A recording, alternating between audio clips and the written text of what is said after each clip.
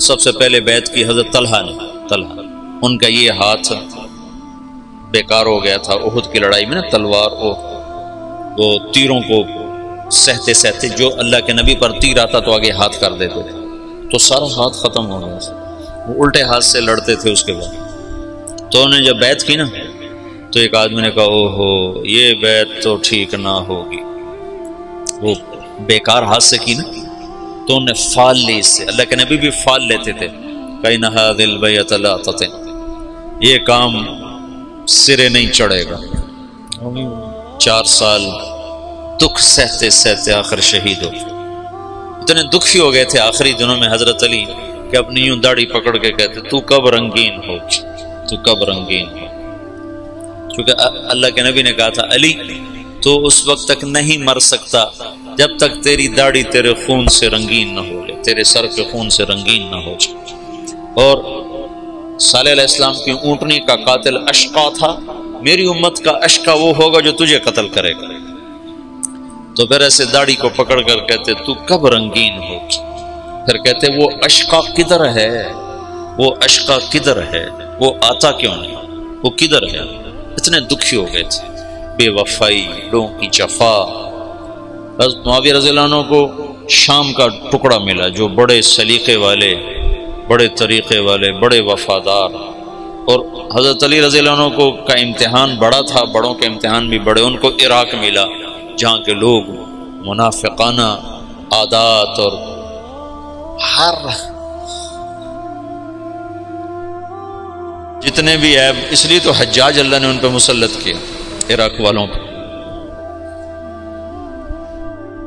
بھرے ہوئے بے وفائیوں سے بھرے ہوئے. تو اس کا آخری نتیجہ حضرت علی کی شہادت پہ نکل. جنگ جمل ہوئی جس میں حضرت طلحہ جیسے، حضرت زبیر جیسے شہید کر دیے.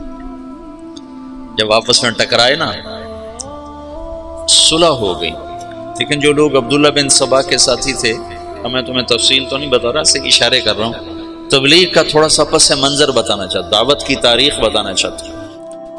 جب صلح ہو گئی تو رات کو انہوں نے طے کیا کہ آدھے ادھر حملہ کر دو، آدھے ادھر حملہ کر دو، جو بیچ میں فسادی تھی. تو تہجد کے وقت آدھے لوگوں نے حضرت علی پہ حملہ کر دیا، آدھوں نے حضرت زبیر، حضرت عائشہ کے لشکر پہ حملہ کر دیا، اور دونوں طرف شور مچا دیا. علی نے حملہ کر دیا، انہوں نے کہا زبیر نے حملہ کر دیا. تو علی کہنے لگے اوہو آئے ہائے. حضرت حسن جب نکلنے لگے نا اس کے لیے، عراق کے لیے، تو حضرت حسن نے کہا بابا مت نکلو ورنہ تمہاری جنگ ہو جائے گی. کہا میرے ہوتے ہوئے کیسے ہوگی؟ کہا ہو جائے گی دیکھ لینا، نہ جا، مدینہ نہ چھوڑ، مدینہ نہ چھوڑ. تقدیر غالب آئی. جب جنگ ہو گئی تو پھر حضرت حسن سے کہا بیٹا کاش میں تیری بات مان لیتا، اور ہے کاش میں آج سے 20 سال پہلے مر گیا ہوتا اور یہ دن میں نہ دیکھتا. چھوڑ گئی جنگ. پھر جب تلواریں چنگاریاں برسانے لگیں تو حضرت علی نے زور سے آواز لگائی این زبیر بن العوام. زبیر نے کہا میں ہوں. کہ میرے سامنے آ. اللہ اکبر. 10 مبشرہ آمنے سامنے. تو کہا تمہیں وہ دن یاد ہے جب تو اور میں مسجد میں اکٹھے آئے تھے، ہاتھوں میں ہاتھ دیے، پکڑے ہوئے لیے ہوئے تھے، اور اللہ کے نبی نے تم سے پوچھا تھا تمہیں علی سے محبت ہے؟ تو تم نے کہا تھا ہے. تو اللہ کے نبی نے کہا تھا ایک دن آئے گا تو اس کے خلاف تلوار اٹھائے گا اور تو اس وقت حق پہ نہیں ہوگا. کہا یاد ہے؟ ہاں یاد آ گیا. کہا تو میرے خلاف تلوار اٹھاتا. ان تلوار ایسے ڈالی، گھوڑے کو واپس موڑا. تو عبداللہ بن زبیر وہ روح رواں تھے لشکر عائشہ کی. کدھر جاتے ہو؟ کہاں جا رہے ہو؟ کہا وہ علی نے مجھے ایک بات یاد دلا دیا، میں واپس جا رہا ہوں، میں نہیں لڑوں گا. کہا ہمیں جنگ میں جھونک کے خود واپس جا رہے ہو؟ کہا میرے سامنے حق آ چکا ہے، اب میں ہاتھ نہیں اٹھا سکتا. کہا پھر ہم تو نہیں پیچھے ہٹ سکتے، اب تو فیصلہ ہو کر ہی پیچھے ہٹیں گے. طلحہ رضی اللہ تعالیٰ عنہ کو بھی حضرت زبیر نے کہا زبیر طلحہ یہ بات یاد کر، اللہ کے نبی نے مجھے کہا تھا انہیں بھی گھوڑے کو واپس موڑ لیا، لیکن ان کو تو ایک تیر لگا اور اس میں وہ گر کے شہید ہو گئے، اور زبیر رضی اللہ تعالیٰ عنہ وہاں سے نکل گئے۔ آگے ایک جگہ سوئے ہوئے تھے تو ابن جرموز نے سوتے سوتے ان کو قتل کر کے ان کا سر کاٹ کے حضرت علی کو آ کر پیش کیا، تو حضرت علی نے فرمایا زبیر کے قاتل کو جہنم کی بشارت ہو۔ اللہ کے نبی نے کہا تھا جو زبیر کو قتل کرے گا وہ جہنم کا ایندھن ہے، تو آپ نے کہا زبیر کے قاتل کو جہنم کی بشارت ہو، تو اللہ نے یوں سچ کیا کہ میں تیری خاطر تیرے سب سے بڑے دشمن کو قتل کر کے آیا اور تو مجھے دوزخ کی بشارتیں سناتا ہے، اور تلوار لے کر اپنے گلے پر پھیر دی، خودکشی کر کے مر گیا۔ جہنم سچ ہوگا۔ حضرت طلحہ کی لاش پہ گزرے حضرت علی تو ان کا ہاتھ پکڑ کے نہ یہ چوما اور رونے لگے کہ یہ وہ ہاتھ ہے جس نے اللہ کے نبی کے لیے احد میں ڈھال کا کام دیا تھا اور تیروں کو سہتے سہتے شل ہو گیا تھا۔ اور عبداللہ بنو زبہ نے حضرت عائشہ کے اونٹ کو گھیرے میں لیا ہوا تھا اور ایسے لوہے کی دیوار بن گئے تھے بنو زبہ کو تو حضرت عائشہ ہی بخشوا جائیں گے انشاءاللہ۔ کہتے الموت احلی عندنا من العسل نحن بنو زبۃ اصحاب الجمل نحن بنو الموت اذ الموت نزلی ننعبن عفان باطراف الاسل رد علینا شیخنا ثم بجلی۔ یہ رجز پڑھ رہے تھے اور جان کی بازی لگا رہے تھے۔ ایک دفعہ ایک شخص ملنے آیا حضرت عائشہ رضی اللہ تعالیٰ عنہ سے، کہا کہاں سے ہو؟ کہا میں بنو زبہ سے ہوں۔ کہا ایک نوجوان میرے اونٹ کے پاس شعر پڑھ رہا تھا، اس کو جانتے ہو؟ کون؟ کہا وہ تو خود تو پردے میں تھے۔ کہا ایک نوجوان کے آواز آ رہی تھی، کہہ رہا تھا یا امنا خیر ام نعلم،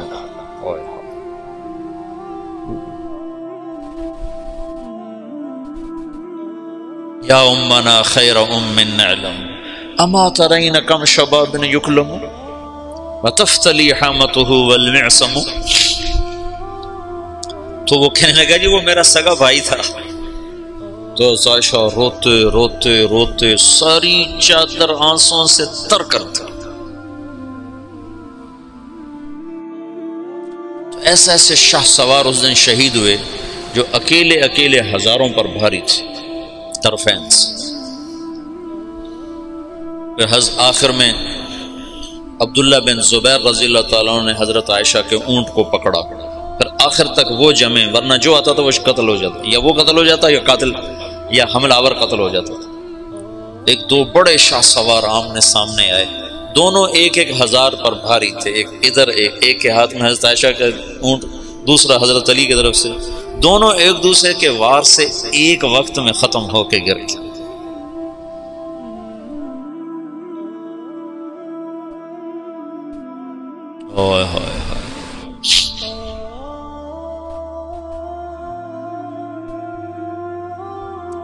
پھر وہ آخر حضرت علی نے کہا اونٹ کو گراؤ ورنہ جنگ ختم نہیں ہوگی، اونٹ کو گراؤ۔ انہوں نے اونٹ پر وار کیے، اونٹ گرا۔ جو دور کے لوگ تھے انہوں نے وہ کو تحقیق پھر تھوڑے ہوتے ان کو ہو حضرت اما عائشہ تو شہید ہو گئے، بس وہ ایسے دل برداشتہ ہوئے کہ پھر میدان چھوڑ دیا۔ تو حضرت علی نے فرمایا کوئی کسی کے پیچھے قتل کے لیے نہ بھاگے، مال غنیمت کے طور پر مال نہ لوٹا جائے۔ تو محمد بن ابو بکر حضرت عائشہ کے بھائی، اسماء بنت عمیس کے بیٹے، وہ حضرت علی کی طرف سے تھے۔ تو جب اونٹ گرا تو وہ بھاگ کر آئے، انہیں جلدی سے اندر ہاتھ ڈالا۔ تو بہن ہے کہ پتہ کرنے کے لیے کہ خیریت تو ہے۔ اما عائشہ کو تو نہیں پتا کہ یہ ہاتھ کون کس کا ہے، محرم ہے غیر محرم ہے، کون ہے حرم رسول کی طرف ہاتھ بڑھانے والا، اللہ اسے آگ میں جلا دے۔ وہ میں تیرا بھائی ہوں محمد کا ہو گیا۔ جب مصر پر حضرت معاویہ رضی اللہ تعالیٰ نے چڑھائی کی تو اس وقت محمد بن ابی بکر یہ مصر کے گورنر تھے حضرت علی کی طرف سے، تو ان کو شکست ہوئی اور یہ بھاگے اور پھر پکڑے گئے. تو ان کا پیاس سے برا حال تھا، زبان نکل رہی تھی، کہنے کہ مجھے پہلے پانی پلاؤ پھر قتل کرنا. تو حضرت معاویہ کے لشکر کے امیر نے کہا عثمان کو تم نے پیاسا مارا، یہ حضرت عثمان کے قاتلوں میں شریک تھے. محمد بن ابی بکر آ کر ایسے داڑھی پکڑی، حضرت عثمان کی داڑھی کو یہاں سے پکڑ کے یوں جھٹکا دیا. تو انہوں نے کہا تیرا باپ تو اس داڑھی کی بڑی قدر کرتا تھا. تو ایسی شرم آئی کہ واپس چلے گئے، بس اس کے بعد حصہ نہیں لیا، لیکن بس داڑھی پکڑنا ہی کافی ہو گیا. تو انہوں نے کہا عثمان کو پیاسا مارتے ہو، خود پانی مانگتے ہو، کہ تمہیں اسی پیاسا قتل کروں. معاویہ بن خدیج ایسے کوئی امیر کا نام تھا، مجھے پورا نام یاد نہیں ہے، ذہن سے نکل گیا. قتل کیا، پھر ایک گدھے کی کھال میں اس کی لاش کو لپیٹ کر اسے آگ لگا دی اور وہ جل گئے. حضرت عائشہ کا فرمان سچا ہوا، اللہ اسے آگ میں جلا دی. تو ایک دفعہ جو دعوت کو جھٹکا لگا ہے، یہ اللہ کا نظام تھا، اختلاف ہونا تھا. حضرت علی کی شہادت پر ایک دور ختم ہوتا ہے، حضرت حسن رضی اللہ عنہ خلیفہ بنتے ہیں، پھر وہ 6 مہینے بعد حضرت معاویہ کے حق میں دستبردار ہو جاتے ہیں، اور پھر دوبارہ دعوت کا دور چلتا ہے، اور پھر دعوت اپنے علی قدم و ساق قائم ہوتی ہے، اور پھر وہ اسلام کی ریل پیل لہل بہر دوبارہ واپس آتی ہے جب حضرت معاویہ رضی اللہ عنہ خلافت کو سنبھالتے ہیں.